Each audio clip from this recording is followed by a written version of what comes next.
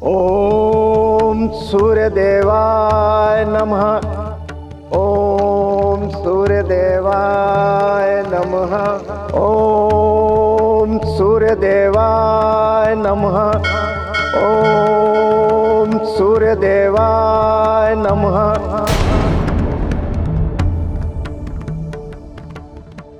अज्ञानी ऋषि अंगिरा, आज तुम्हारा सूर्य को अर्घ देना व्यर्थ है, क्योंकि आज तुम्हारा कथा श्रवण का संकल्प टूटने वाला है।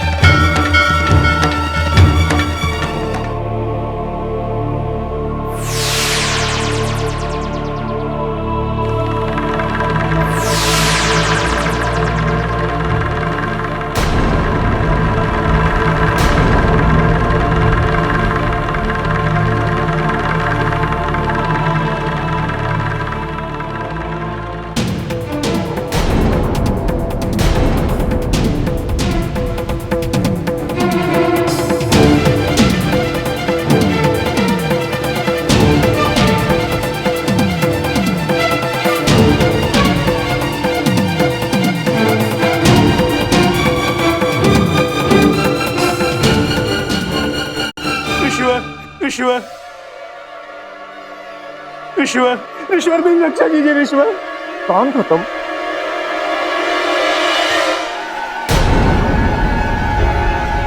ईश्वर, मैं एक ब्राह्मण कुमार हूँ। मेरी स्वामिनी का जीवन संकट पे है।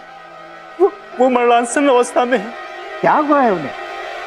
ईश्वर, मुझे नहीं पता क्या हुआ है, परंतु कई मास से उन्होंने अन्न जल ग्रहण नहीं किया है।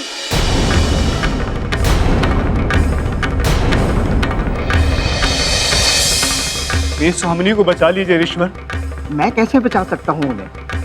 अपने तेज से मेरे आश्रम चलिए और मेरी स्वामिनी को स्वस्थ कीजिए। ब्राह्मण कुमार, मेरा तेज किसी काम का नहीं है, क्योंकि अपने पाप से मुक्ति हेतु मैंने अष्टसिद्धि की कथा सुनने का संकल्प लिया है। मैं उसी उद्देश्य से जा रहा हूँ। ईश्वर, किसी के जीवन की रक्षा तो सबसे बड़ा पुण्य कर्म है, और मुझे पूर्ण विश्वास है कि इस पुण्य कर्म से आपके पूर्व कर्मों के समस्त दोष मिट जाएंगे।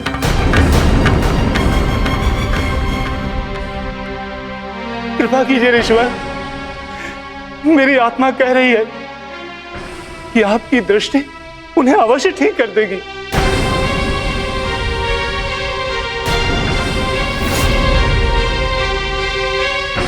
ब्राह्मण कुमार, यदि आपको इतना दृढ़ विश्वास है कि मेरे जाने से आपकी स्वामिनी की जीवन की रक्षा हो सकती है, तो मैं अवश्य आपके साथ चलता हूँ। धन्यवाद ईश्वर। आइए।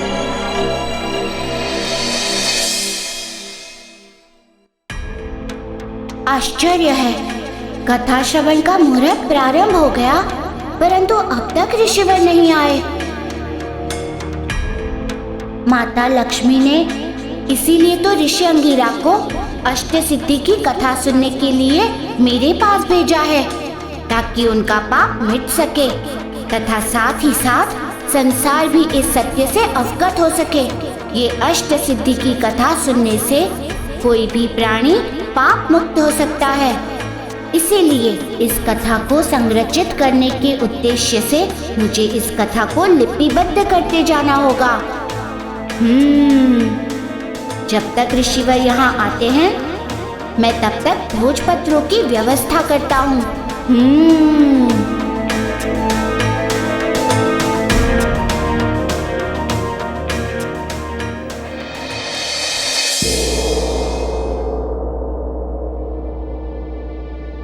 आइए ईश्वर, आइए आइए आइए ईश्वर।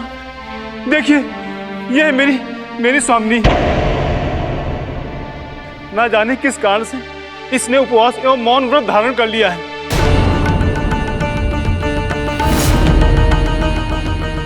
अब इसका जीवन आपके हाथों में ईश्वर।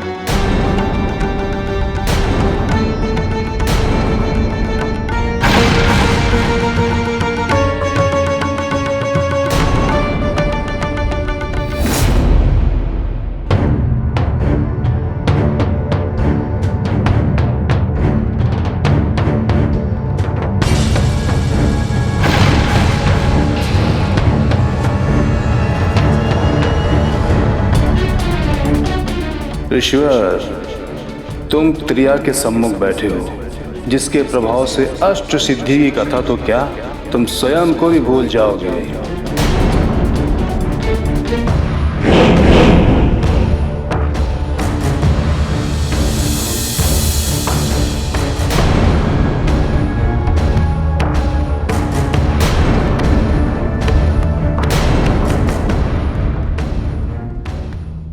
ऋषि अंगीरा, आज तुमने त्रिया का हाथ पकड़ा है, उस त्रिया का जिसकी त्रिया चरित्र से आज तक कोई नहीं बच पाया।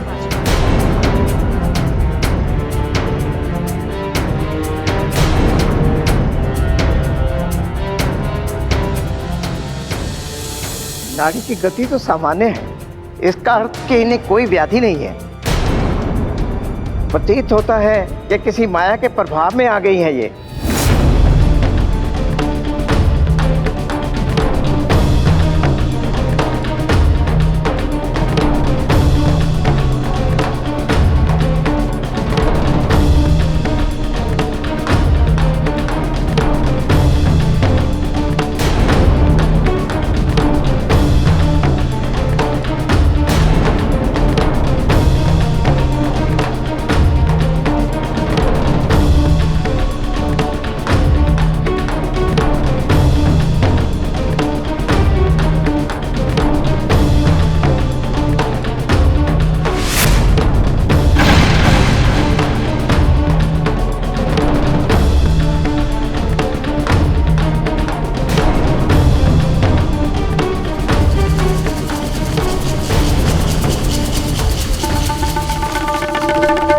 देवी, अब आपको कैसा अनुभव हो रहा है?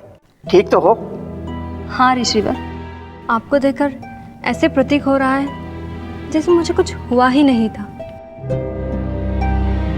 ऐसे प्रतीक हो रहा है मानो इतने दिनों से मैं बस आप ही की प्रतीक्षा कर रही थी। आप वही हो जो मेरे मन मंदिर में बसा करते हैं। आप वही हो जिनका मैं स्वप्न देखा करती थी।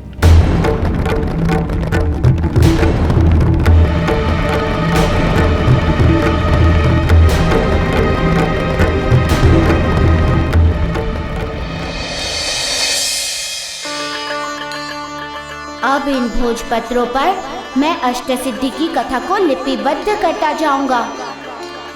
किंतु ऋषि अंगीरा अब तक आए क्यों नहीं?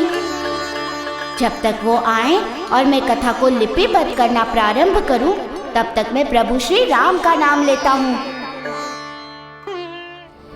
श्री राम राम राम, श्री राम राम राम, श्री राम राम।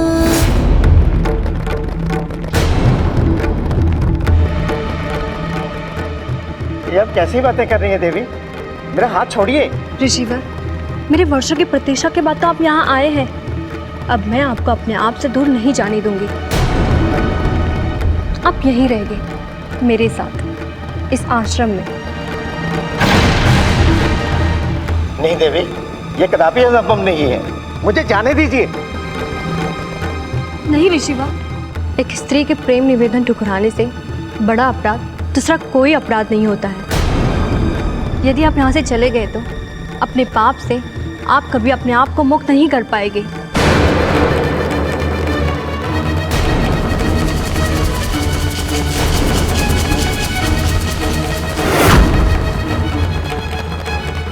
नहीं देवी, ये अनुचित है। मुझे जाना होगा। रुकिए ऋषिवा, सुनिए।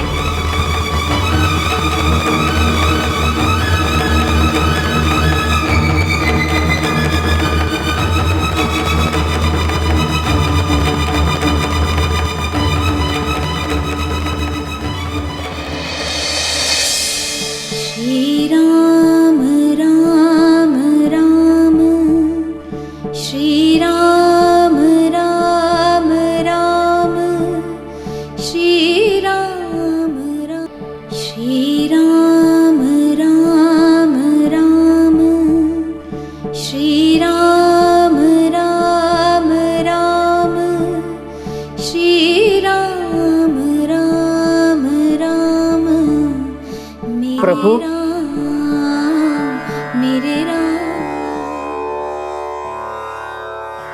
ऋषिवर, आपको इतना विलंब क्यों हो गया? प्रभु, एक स्त्री मुझे अपने धर्म से भटकाना चाह रही थी, किंतु आपके ध्यान ने मेरे धर्म की रक्षा कर ली। ऋषिवर, जब भी कोई भला पुण्य का काम करने चलता है तो समय परीक्षा बन सामने खड़ा हो जाता है। तथैव आपको बहुत संभल कर चलना होगा ऋषिवर, ताकि संकल्प खंडित न हो जाए। बैठिए।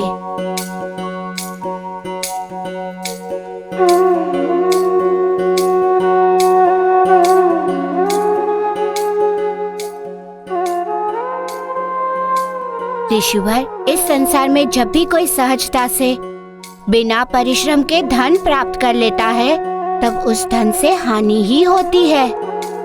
और यही राजा मदन सेन के साथ भी हो रहा था, क्योंकि वो अपने धन का दुरुपयोग दान करने में कर रहा था।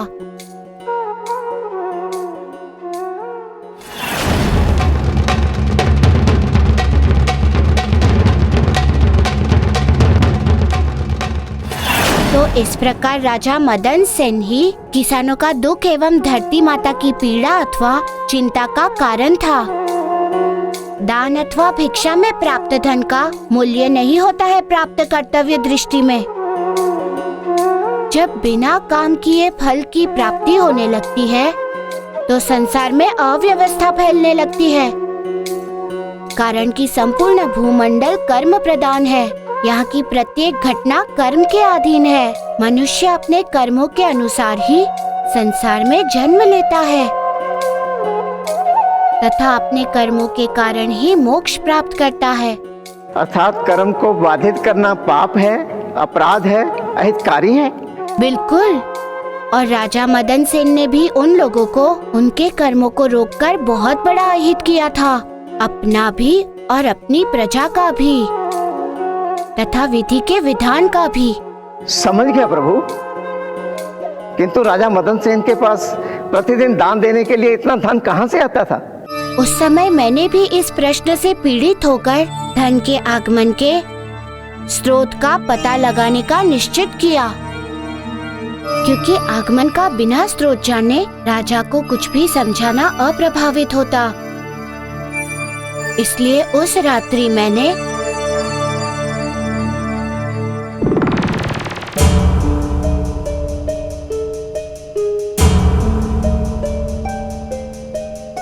ओम ऐं ह्रीं श्रीं धनं कुरु कुरु स्वाहा।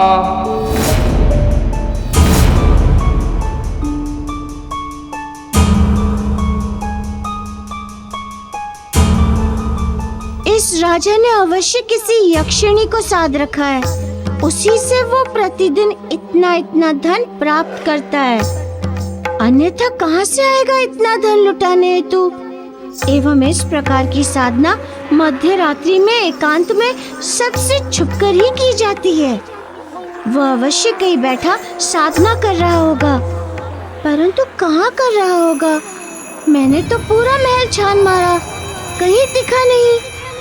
कहाँ होगा साधना का वो गुप्त स्थान?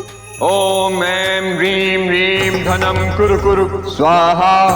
ओम ऐं ह्रीं श्रीं धनं कुरु कुरु स्वाहा। ओम ऐं ह्रीं श्रीं धनं कुरु कुरु स्वाहा। ओम ऐं ह्रीं ह्रीं धनं कुरु कुरु स्वाहा।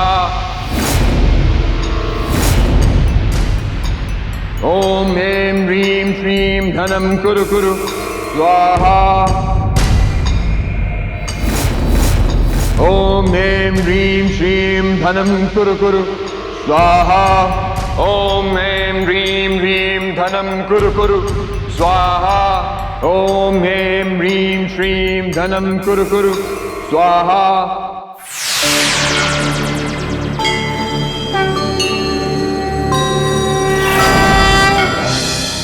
ऋषिवर, राजा को वो धन यक्षिणी से प्राप्त होता था। किंतु प्रभु, धन की देवी तो माता लक्ष्मी है, फिर कोई यक्षिणी किसी को इतना धन कैसे दे सकती है? हाँ ऋषिवर, सत्य यही है कि माता लक्ष्मी इस धन की अधिष्ठात्री हैं। किंतु उन्होंने कुबेर देव को धन का देवता नियुक्त किया है तथा कुबेर देव ने इस संसार के धन की रक्षा के लिए, संरक्षा के लिए बहुत ही लोगों को नियुक्त किया है। माता लक्ष्मी का कार्य है केवल मनुष्य को उनके कर्मों के आधार पर धन प्रदान करना। ये भी केवल उन्हीं को धन देती है जो धन का अधिकारी होता है। अधिकारी होता है अर्थात प्रभु? अर्थात वो धन उसे ही देती है जो श्रम करता है। श्रम से कमाए धन की परिश्रम की रक्षा करता है। किंतु यदि कोई मनुष्य यक्षिणी को प्रसन्न कर ले, उसे साध ले, तो उसे इन सब बातों का विचार किए बिना ही धन देना पड़ता है। उन्हीं लोगों में से एक था राजा मदन सेन। उसे बिना श्रम के धन अर्जित करने के लिए यक्षिणी को सिद्ध कर लिया था। उसका दुर्परिणाम था भोग विलास, व्यभिचार, अनाचार और दुर्व्यवस्था। और मैंने उस कुव्यवस्था को रोकने का निर्णय लिया तथा एक दिन एक दानी के रूप में राजा मदन सेन की दान सभा में पहुंच गया। बस महाराज बस,